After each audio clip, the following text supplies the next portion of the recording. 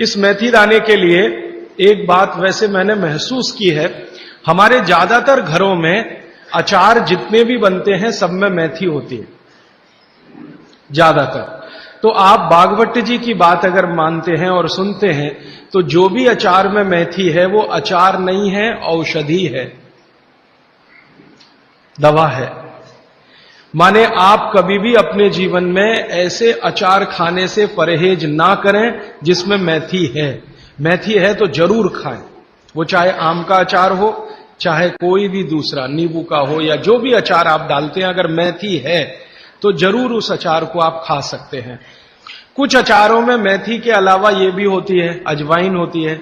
अगर अजवाइन है तो आप जरूर अचार खा सकते हैं, क्योंकि महत्व की बात जो आपको मैं समझाना चाहता हूं वो ये कि किसी भी अचार पर, किसी भी फल पर औषधियों का असर फल से ज्यादा होता है।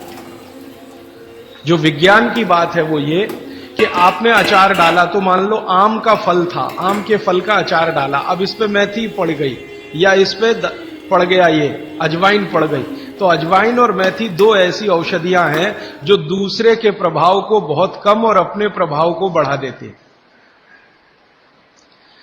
तो कई लोग ऐसा घबराते हैं ना, मुझे अचार खाना तो अच्छा लगता है लेकिन खा नहीं सकता क्योंकि मुझे ऐसी तकलीफ है। मैं आपको ये कहना चाहता हूं कि अगर मेथी पड़ी हुई है किसी भी अचार में और आप वात के रोगी हैं या आपको कफ की तकलीफ है तो बेझिझक वो अचार खाइए, तो अचार के साथ मेथी जाएगी। और अचार में पड़ी हुई मेथी का असर पानी की मेथी से कई गुना ज्यादा हो जाता है।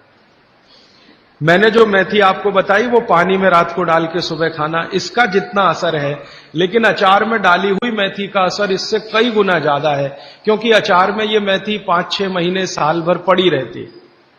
मेथी के बारे में बागवट जी कहते हैं कि तेल में मिलाकर अगर आपने इसको रख लिया तो बात वही है कि अचार में तो तेल भी है, बिना तेल के अचार नहीं है। अब मेथी उसमें डल गई तो आप समझ लीजिए कि इसकी शक्ति जो काम करने की है वो 20 गुनी ज्यादा होती है,